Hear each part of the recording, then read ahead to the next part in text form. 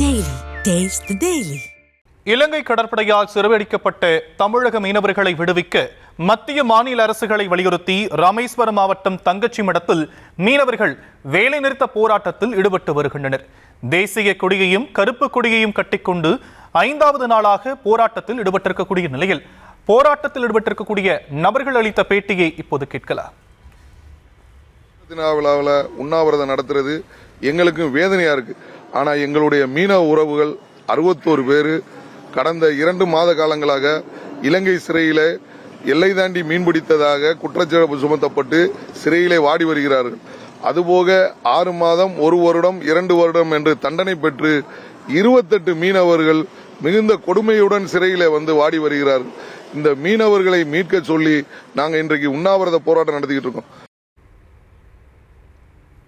தொடர்ந்து இது பற்றிய விவரங்களை நம்முடைய செய்தியாளர் பூபேஷ் சந்திரன் வழங்க நாம் கேட்கலாம். பூபேஷ் சந்திரன், தற்போதைய நிலை என்னங்க? வணக்கம் ஷியாம். ராமநாதபுரம் மாவட்டம் ராமேஸ்வரம், தங்கச்சிமடம், பாம்பன் உள்ளிட்ட பகுதிகளைச் சேர்ந்த மீனவர்கள் நாள்தோறும் தங்களுடைய வாழ்வாதாரத்திற்காக மீன்பிடிக்க செல்லும் போது எல்லை தாண்டி மீன்பிடிப்பதாக கூறி இலங்கை கடற்படையினை கைது செய்வது என்பது வாடிக்கையாக இருந்து வருகிறது. அந்த அடிப்படையில் ராமேஸ்வரம், பாம்பன் உள்ளிட்ட பகுதியிலிருந்து மீன்பிடிக்க சென்ற 51 மீனவர்கள் விசாரணை கைதிகளாக, அதே போல 26 பேர் தண்டனை கைதிகளாகவும் இலங்கையின் பல்வேறு சிறைகளில் அடைக்கப்பட்டுள்ள சூழலில் தமிழக மீனவர்களை உடனடியாக விடுதலை செய்ய வேண்டும். அது மட்டுமல்ல, அவருடைய படகுகளை உடனடியாக மீட்டு வருவதற்கு நடவடிக்கை எடுக்க வேண்டும். அதே போல இந்த மீனவர்களுடைய பிரச்சனைக்கு நிரந்தர தீர்வு காணப்பட வேண்டும் என வலியுறுத்தி மத்திய மாநில அரசுகள் இதில் மும்முரமாக செயல்பட வேண்டும் என கூறி இன்று 5வது நாளாக ராமேஸ்வரம், பாம்பன் உள்ளிட்ட பகுதியைச் சேர்ந்த விசைப்படகு மீனவர்கள் போராட்டத்தில், வேலை நிறுத்த போராட்டத்தில் ஈடுபட்டு வருகின்றனர். ஏற்கனவே போராட்டம் பல்வேறு வடிவங்களில் நடத்தப்படும் என தெரிவித்திருந்தவர்கள் இன்று ராமேஸ்வரத்தை அடுத்த தங்கச்சிமடம் பகுதியில் மீனவர்கள் உண்ணாவிரத போராட்டத்தை தொடர்ந்துகின்றனர்.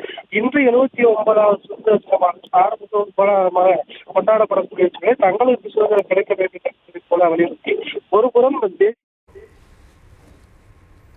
விவரங்களுக்கு நன்றி பூபேஷ் சந்திரன்.